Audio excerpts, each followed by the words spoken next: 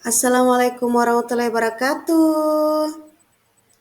Apa kabar anak-anak yang soleh dan soleha hari ini? Alhamdulillah, semoga kita senantiasa tetap dalam lindungan Allah Subhanahu wa Ta'ala. Amin.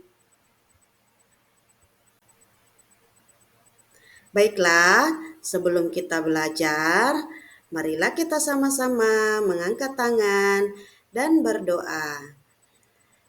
Bismillahirrahmanirrahim. Rabbi zidni ilman warzuqni fahman waj'alni minas solihin. Amin.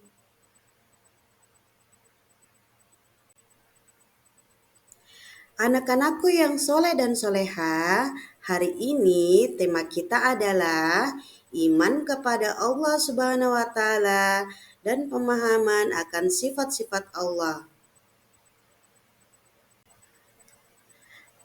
Adapun tujuan pembelajaran kita adalah yang pertama, siswa dapat mengetahui pengertian iman kepada Allah.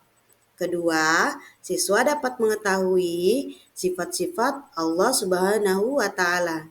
Ketiga, Allah dapat mengetahui 20 sifat wajib bagi Allah. Keempat, siswa dapat mengetahui 20 sifat mustahil bagi Allah. Yang kelima, siswa dapat mengetahui sifat jaiz bagi Allah.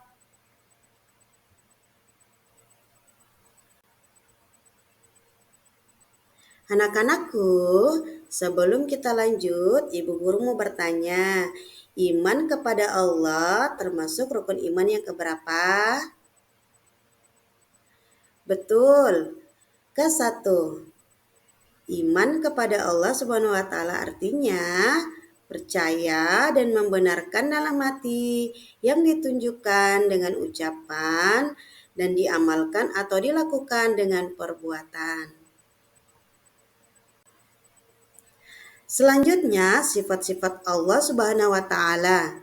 Allah Subhanahu wa Ta'ala adalah zat yang mempunyai sifat-sifat, di antaranya adalah sifat wajib, sifat mustahil, dan jaiz sebagai sifat kesempurnaan baginya.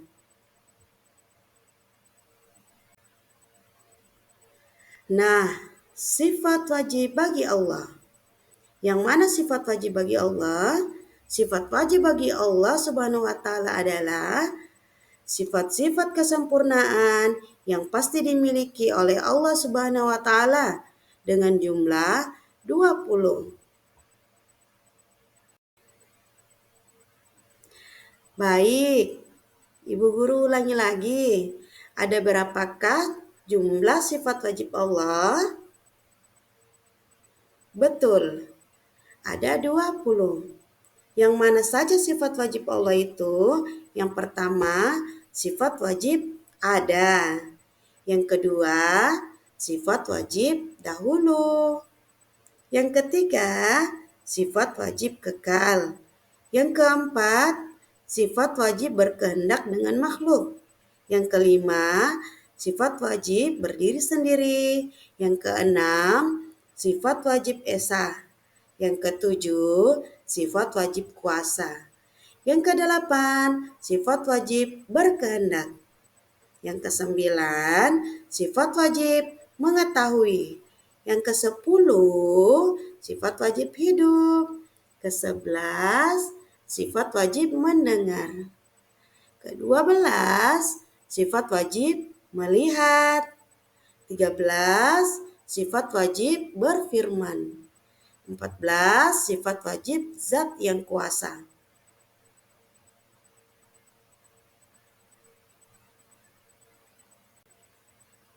15, sifat wajib zat yang menentukan. 16, sifat wajib mengetahui. 17, sifat wajib zat yang hidup. 18, sifat wajib zat yang mendengar. 19, sifat wajib melihat. 20, sifat wajib zat yang berfirman.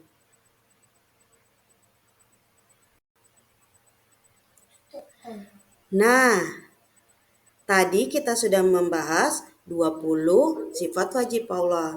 Selanjutnya kita akan membahas tentang sifat mustahil bagi Allah. Yang mana sifat mustahil itu? Yaitu sifat-sifat lemah yang tidak mungkin dimiliki oleh Allah Subhanahu wa taala yang merupakan kebalikan dari sifat wajib. Sehingga jumlahnya sama dengan sifat wajib yaitu 20.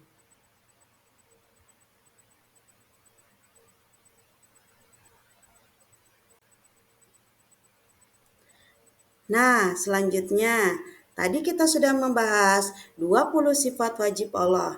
Sekarang Ibu Guru akan menjelaskan tentang 20 sifat mustahil Allah. Yang mana saja itu? Baiklah, mari kita sama-sama menyebutkan 20 sifat mustahil Allah. Yang pertama, sifat mustahil tidak ada. Yang kedua, sifat mustahil baru. Ketiga, sifat mustahilnya. Keempat, sifat mustahil sama dengan makhluk. Kelima, sifat mustahil butuh pada yang lain. Keenam, sifat mustahil terbilang. Yang ketujuh, sifat mustahil lemah. Kedelapan, sifat mustahil terpaksa.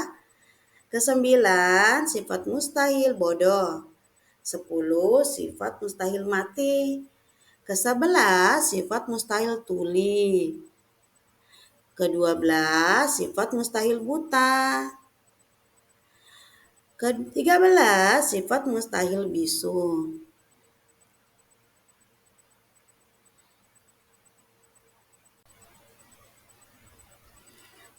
14, sifat mustahil keadaan lemah. 15, sifat mustahil keadaan terpaksa. 16, sifat mustahil keadaannya bodoh. 17, sifat mustahil keadaannya mati. 18, sifat mustahil keadaannya tuli. 19, sifat mustahil keadaannya buta. 20, sifat mustahil keadaannya bisu.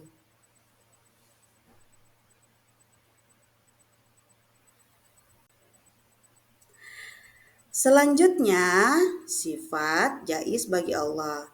Yang mana sifat jaiz bagi Allah itu? Baiklah, Ibu Guru akan jelaskan. Sifat jaiz bagi Allah Subhanahu wa taala adalah sifat yang serba mungkin bagi Allah Subhanahu wa taala hanya satu, yaitu mumkinun, yang artinya maha wewenang. Allah Subhanahu wa taala berwenang untuk melakukan sesuatu perbuatan atau meninggalkannya. Nah, selanjutnya Ibu Guru akan bertanya, apa tanda-tanda adanya Allah Subhanahu wa taala? Baik, Ibu Guru akan jelaskan. Untuk menunjukkan tanda-tandanya adanya Allah Subhanahu wa taala dapat dilakukan dengan cara-cara berikut. Yang pertama, meyakinkan hati atau menetapkan di hati bahwa Allah Subhanahu wa taala itu ada. Kedua, mengamati dan memikirkan segala ciptaan Allah Subhanahu wa taala yang ada di sekitar kita. Ketiga, menunjukkan adanya Allah Subhanahu wa taala melalui dalil nakli, yaitu keterangan yang bersumber dari Al-Qur'an.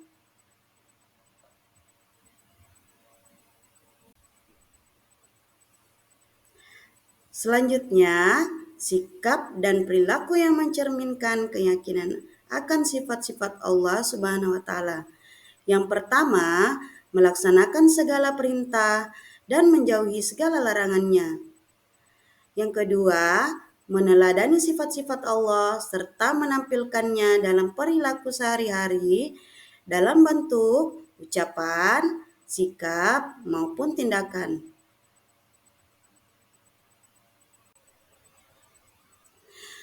Anak-anakku yang soleh-soleha, selanjutnya cara meyakini sifat-sifat Allah dan cara melaksanakannya.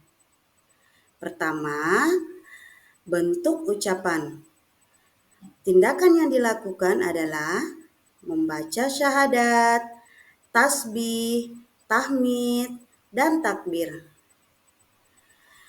Kedua, bentuk sikap. Tindakan yang dilakukan adalah yang pertama, yakin dalam hati dan tidak ragu-ragu. Kedua, meyakini bahwa hidup akan berakhir dengan kematian. Yang ketiga, rendah hati bertawakal, berserah diri kepada Allah Subhanahu wa taala. Keempat, menyadari kelemahan, kekurangan, dan kebodohan diri. Selanjutnya, bentuk tindakan. Tindakan yang dilakukan adalah yang pertama, memuji keagungan, kesucian, dan kebesaran Allah. Kedua, memperbanyak ibadah dan berbuat kebaikan. Ketiga, selalu berusaha dan berdoa. Keempat, selalu belajar, meningkatkan ilmu pengetahuan.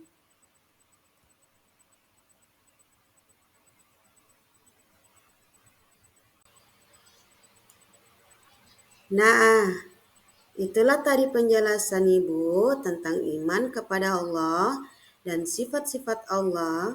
Semoga apa yang Ibu sampaikan dapat dipahami dan bermanfaat untuk anak-anakku sehingga dapat menerapkan sifat tersebut dalam kehidupan sehari-hari. Terima kasih sudah mengikuti pelajaran hari ini. Ibu ucapkan Assalamualaikum warahmatullahi wabarakatuh.